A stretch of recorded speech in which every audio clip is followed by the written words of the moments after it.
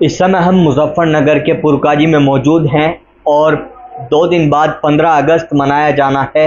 आज़ादी का जश्न पूरे देश भर में मनाया जाएगा, लेकिन ऐसे में पुरकाजी का जिक्र ना हो तो आज़ादी का जश्न भी कहीं ना कहीं अधूरा रह जाता है। जी हाँ, पुरकाजी का जिस तरह से एक अलग ही सूली वाले बाग का इतिहास रहा है, उसी इतिहास पे चर्चा करने के लिए हमारे साथ पुरकाजी नगर पंचायत के चेयरमैन और भारतीय किसान यूनियन के राष्ट्रीय सलाहकार जहीर फारूकी साहब मौजूद हैं। तो चेयरमैन साहब, किस तरह की इस बार तैयारी है? हर वर्ष चर्चाओं में जिस तरह से आपके कार्यकाल के बाद नगर पंचायत रहती है। देखिए, 2015 से लेकर आज तक, मैं पहले कार्यकाल में 2017 में चेयरमैन बना था। 13 दिसंबर 2017 को हमारी शपथ हुई थी। 12 दिसंबर 2017 को हमारी शपथ हुई थी। उससे पहले 2015 से लेकर आज तक लगातार प्रति वर्ष 26 जनवरी और 15 अगस्त को पुरकाजी के अंदर हजारों लोग सूलीवाला बाग पर जाते हैं और वहां पर ध्वजारोहण करके राष्ट्रगान गाकर सूलीवाला बाग के शहीदों को सच्ची श्रद्धांजलि देते हैं और भारत सरकार से हमेशा यही मांग करते हैं ज्ञापन के माध्यम से कि सूलीवाला बाग को जल्द से जल्द शहीदी स्थल घोषित किया जाए। इस कार्यक्रम को करने के पीछे जो हमारा उद्देश्य है वो यही है कि हिंदुस्तान को आज़ाद कराने के लिए जिन शहीदों ने अपनी जानों की बलिदान दिए हों, सैकड़ों क्रांतिकारियों ने अपनी जानों की कुर्बानियां दी हैं और उन कुर्बानियों के बाद आज हम आज़ादी की खुली हवा के अंदर सांस ले रहे हों, और इस देश का दुर्भाग्य है कि जिन लोगों ने अपनी जानों की कुर्बानियां दे दी हों, उन लोगों के नाम की आज तक एक लिस्ट भी नहीं है हिंदुस्तान के अंदर। सरकार के पास शहीदों को देने के लिए सम्मान तक नहीं है। आप गौर करें कि बचपन से लेके अभी तक हर क्लास में पढ़ाया जाता है शहीद आज़म भगत सिंह अमर रहें, अशफाक उल्लाह खां अमर रहें, सुखदेव अमर रहें, राजगुरु अमर रहें। और आप हिंदुस्तान में कहीं ना कहीं तिरहे पर, चौराहे पर, हर स्टेट के अंदर देखेंगे आप भगत सिंह चौराहा, अशफाक उल्लाह खां चौराहा, इस तरह के आपको चौराहे भी मिलेंगे। लेकिन इस देश की विडंबना देखिए कि इस देश के अंदर आज़ादी के बाद इन आज़ादी के दीवानों को, जिन्होंने अपनी जानों की न्यौछावर किया हो, जो हमें सिलेबस में पढ़ाया जाता हो, आज़ाद हिंदुस्तान के अंदर उन्हें शहादत का दर्जा ही नहीं दिया गया। इन सभी के परिवारों से मैं व्यक्तिगत रूप से मिला हूं। शहीद आज़म भगत सिंह जी के सगे भतीजे श्री किरणजीत सिंह जी से मेरी मुलाकात हुई, उनके परिवार से मिला हूं।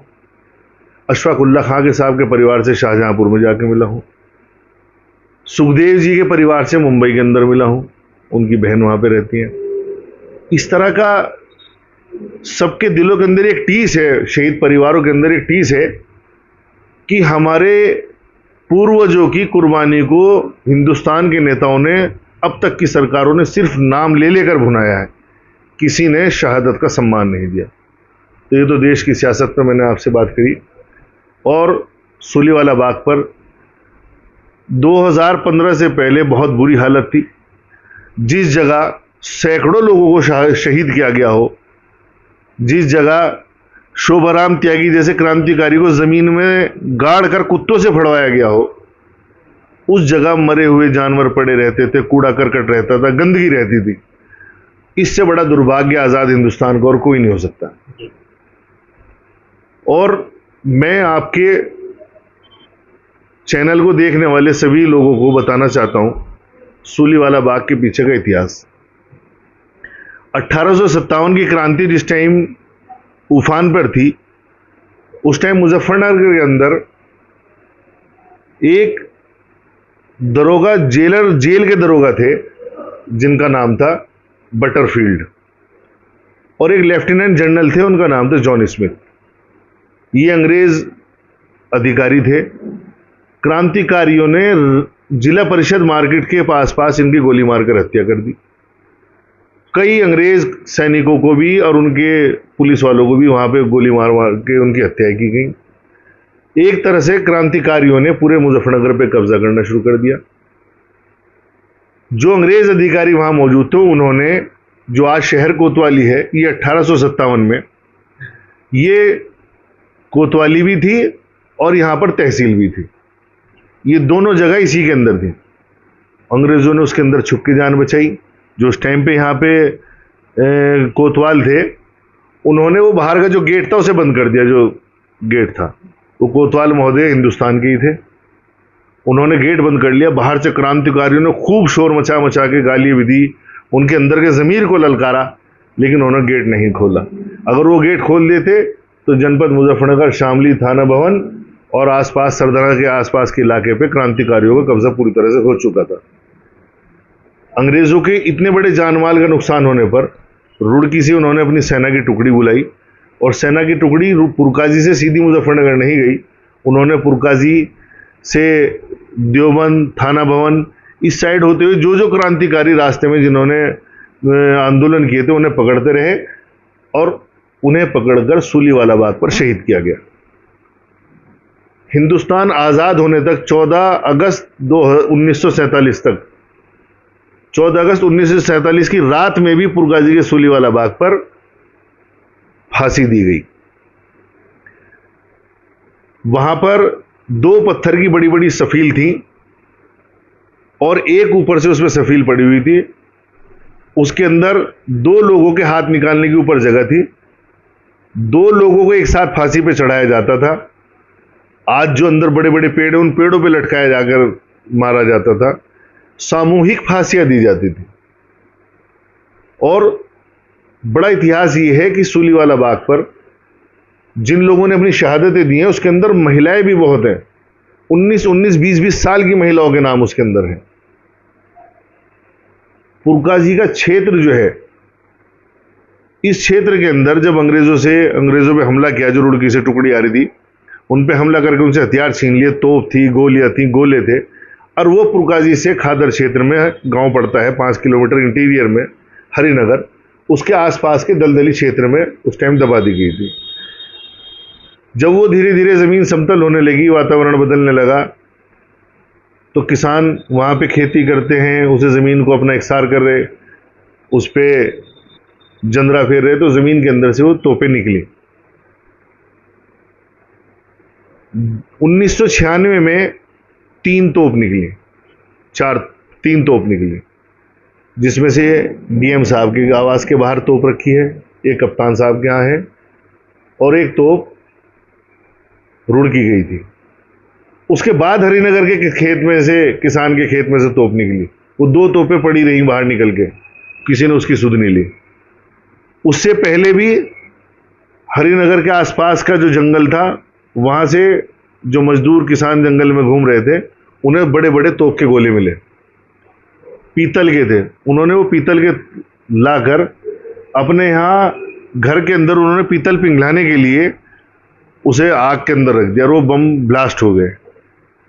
उसमें 2-3 लोग मर गए थे, कई पशु मर गए थे, और उनके घर की छत पर सब उड़ गई थी। आसपास के क्षेत्र में आज भी वहां गोलियां मिलती रहती हैं।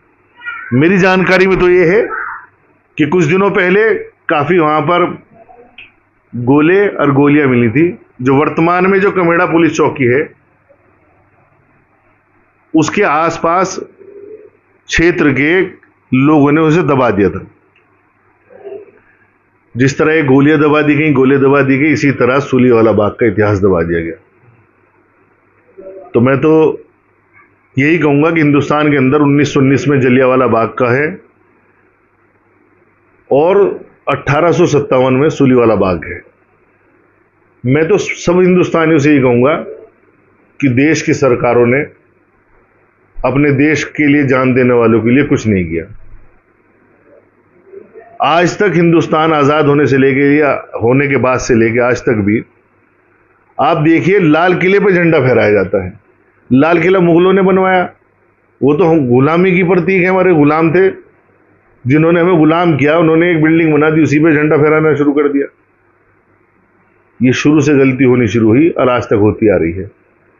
मैं तो कहूंगा कि देश का प्रधानमंत्री और राष्ट्रपति जलियांवाला बाग और सूलीवाला बाग पे आगे झंडा फहराएं। पहले सूलीवाला बाग का इतिहास है, उसके बाद में जलियांवाला बाग का इतिहास है।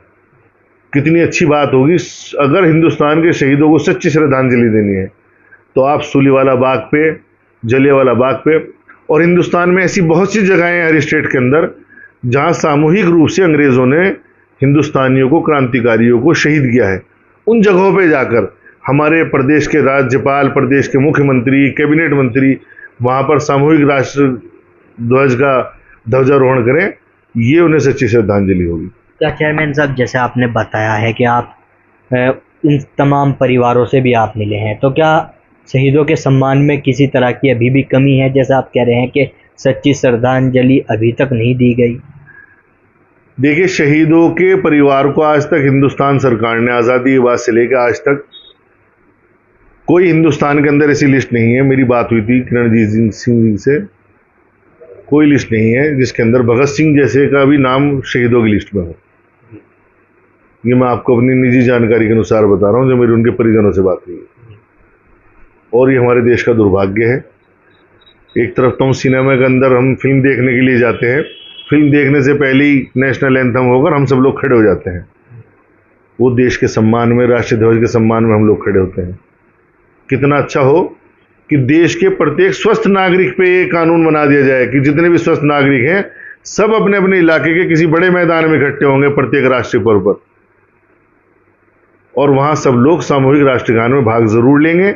जो स्वस्थ नागरिक होगा और राष्ट्रीय पर्व पर उसके अंदर हिस्सा नहीं लेगा, उसके ऊपर जुर्माना लगाना चाहिए। आपको इस पे कानून बनाने होंगे। चेयरमैन साहब, जैसे जो सूलीवाला बाग है, उसकी जिस तरह की हालात कुछ समय पहले तक होती थी, तस्वीरें जिस तरह की होती थी, लेकिन अब वो लगातार चर्चाओं में रहता है। हर वर्ष हजारों की संख्या में लोग पहुंच जाते हैं और आप लोग जिस तरह से जश्न मनाते हैं और यात्रा भी निकालते हैं, तो इसमें जिस तरह से पता चला है कि आपको बड़ी मुश्किलों का सामना इसमें करना पड़ा है। देखिए, मेरे चेयरमैन बनने से पहले भी मेरा उद्देश्य यही था कि सूलीवाला बाग के शहीदों को शहादत का दर्जा दिलाया जाए और सूलीवाला बाग को शहीद स्थल घोषित किया जाए। उसके लिए हम 2015 से लगातार संघर्ष कर रहे हैं।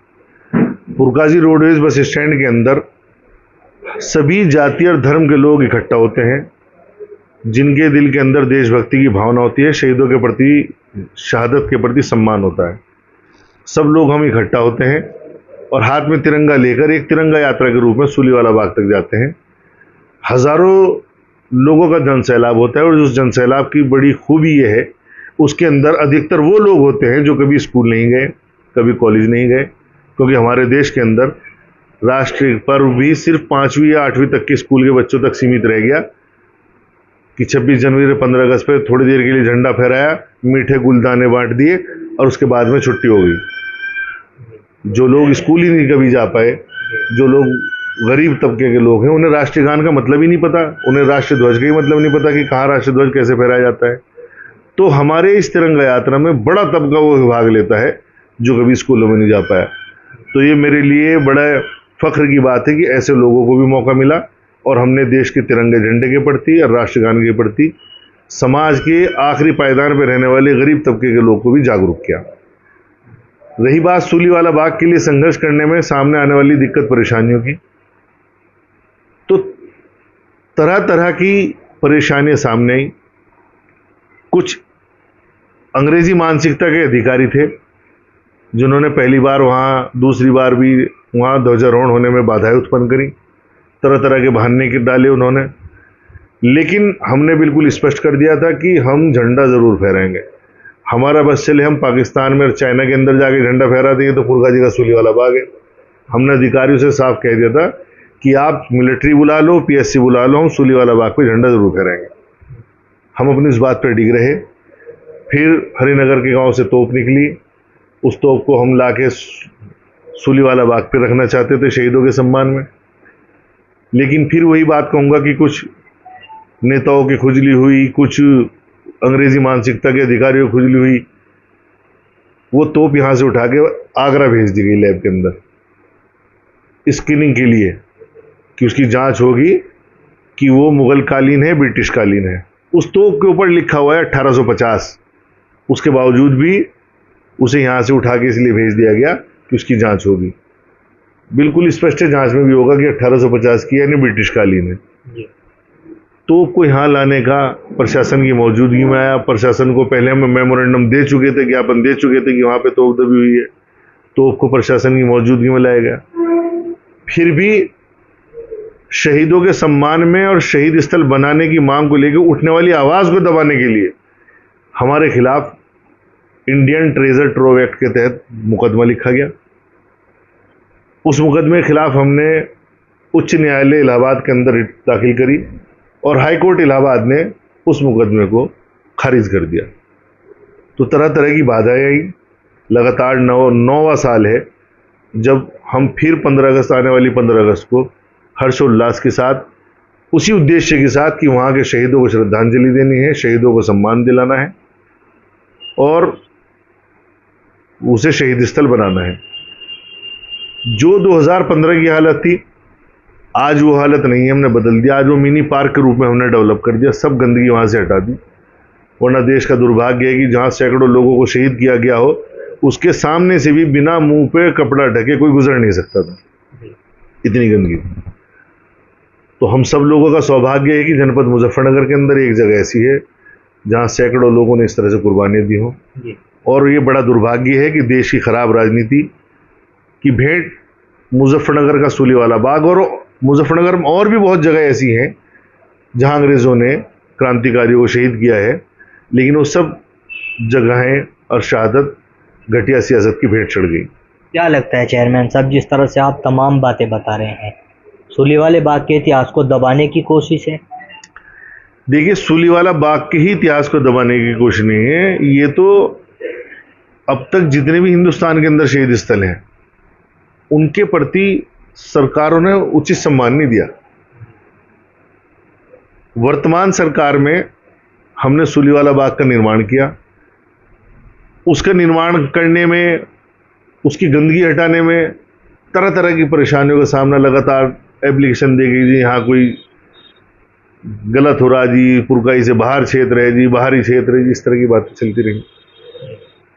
हमारा मानना है कि देश के शहीदों को सम्मान दिए बिना, शहीद स्थलों को अच्छा रूप दिए बिना आप हिंदुस्तान के अंदर देशभक्ति की भावना को जागरूक नहीं कर सकते। इस तरह से आप हर वर्ष एक मांग पत्र भी देते हैं, तो इस बार किस तरह का मांग पत्र आपका रहने वाला है? हमने हर बार अलग अलग तरह से मांग पत्र दिया है, अलग अलग तरह से प्रदर्शन किया है और प्रदर्शन करने का उद्देश्य यही होता है कि सरकार तक हमारी मांग पहुंचे।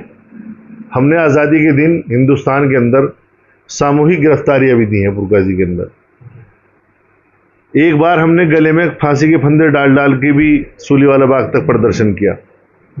हमने सैकड़ों लोगों ने पुरका जी के अंदर सामूहिक गिरफ्तारियां भी इसी मांग को लेकर दी। अब भी हम हर साल यही मांग करते हैं कि सूलीवाला बाग के शहीदों सहित हिंदुस्तान के हर शहीद को शहादत का दर्जा दिया जाए, उनके परिजनों को वो हर सम्मान दिया जाए जो देश के एक शहीद को मिलना चाहिए।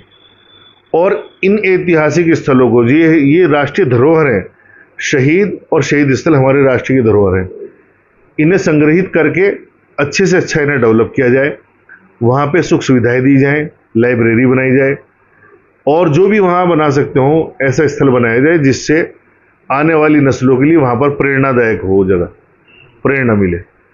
और वर्तमान सरकार इस काम को कर ले तो बहुत अच्छी बात है। आने वाली सब सरकारों के मुंह पे तमाचा होगा और वर्तमान सरकार ने ये अच्छा काम कर दिया।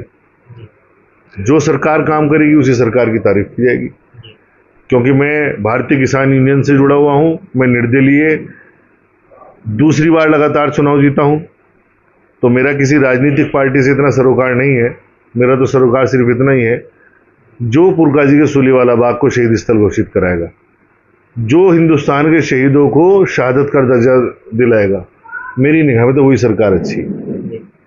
चेयरमैन साहब, जिस तरह से हर बार आप अलग अंदाज में नजर आते हैं, आपने कायम फांसी का फंदा लेकर भी सामूहिक गिरफ्तारी भी आपने दी, इस बार क्या कुछ अलग तस्वीर नजर आने वाली है? देखिए, इस बार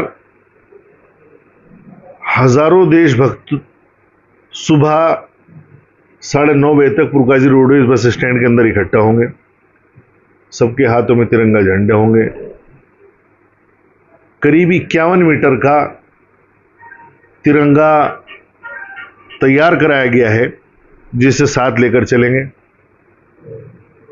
कुछ झांकियां भी होंगी और देशभक्ति के धुन पे देशभक्ति के नारे लगाते हुए मेरा दावा है हजारों लोगों का जनसैलाब हिंदुस्तान के अंदर लाल किले के बाद, लाल किला सरकारी कार्यक्रम है, देश के प्रधानमंत्री वहाँ पर झंडा फहराते हैं, वहाँ के कार्यक्रम से हम अपने कार्यक्रम की तुलना नहीं कर सकते।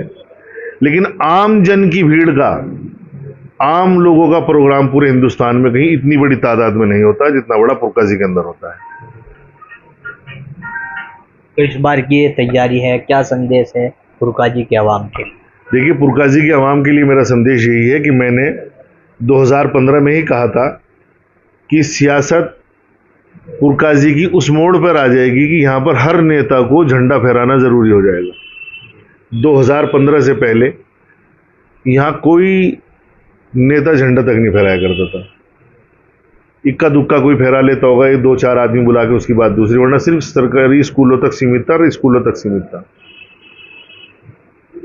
लेकिन जब से भारतीय किसान यूनियन के नेतृत्व में, हमारे नेतृत्व में तिरंगा यात्रा यहाँ निकलती है, तो कुछ सालों से सब समझ गए नेता कि अगर पुरकाजी की सियासत में आपको खड़ा होना है तो आपको देश अपने घरों पर तिरंगा झंडा फहराने पड़ेंगे। हमारी जनता से यही मांग है और जनता से यही अनुरोध है, पुरकाजी सहित पूरे हिंदुस्तान की जनता से मेरा अनुरोध है कि आप अपने घर के आसपास कहीं भी होने वाले ध्वजारोहण कार्यक्रम में जरूर भाग लें। जब भी 15 अगस्त या 26 जनवरी का मौका मिले और आपके घर के आसपास किसी सरकारी प्रतिष्ठान पर या प्राइवेट जगह पर जहां कहीं भी देश का झंडा फहराया जा रहा हो, आप उसके अंदर जरूर शामिल हो।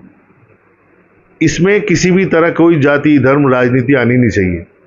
मैं पुरकाजी की तिरंगा यात्रा में भी, सूलीवाला बाग तक जो तिरंगा यात्रा निकलेगी उसके अंदर भी सभी राजनीतिक पार्टियों को, सभी जाति और धर्म के लोगों को आपके चैनल के माध्यम से मैं आमंत्रित करता हूं कि सभी लोग आएं और इस तिरंगा यात्रा में भाग लें। और जो लोग इस तिरंगा यात्रा में भाग नहीं ले सकते और आने में देर हो जाए, जहां कहीं भी कोई तिरंगा यात्रा हो, पुरकाजी के अंदर हो या पुरकाजी के बाहर, आप देश की ध्वजारोहण कार्यक्रम में जरूर भाग लें। वो चाहे मेरा हो कार्यक्रम या किसी और का हो, क्योंकि जो देश का जो झंडा वहां फहराया जा रहा है वो मेरा नहीं है, वो पूरे देश का झंडा है। इस दिन किसी भी तरह की राजनीति, किसी भी तरह की सियासत, कोई पार्टीबाजी, कुछ नहीं। सब लोग हम हिंदुस्तानी हैं। सब बात भुला के आपस में भाईचारा बनाते हुए देश के तिरंगे झंडे के नीचे सभी हिंदू, मुस्लिम, सिख, ईसाई सभी भाई चलें, तभी देशभक्ति की भावना सभी के दिलों में जागरूक भी होगी और एक नया पैगाम पूरे हिंदुस्तान के अंदर जाएगा। चेयरमैन साहब, बहुत बहुत धन्यवाद कीमती समय देने के लिए। धन्यवाद बहुत बहुत। तो हमारे साथ में पुरकाजी के चेयरमैन साहब मौजूद थे, जो सूलीवाले बाग के इतिहास के बारे में बता रहे थे। और शायद ही बहुत कम लोग मुजफ्फरनगर और पुरकाजी के आज तक इसके इतिहास के बारे में जानते हों, लेकिन इस इंटरव्यू को ज़रूर देखें और सूलीवाले बाग के इतिहास के बारे में भी जान सकते हैं।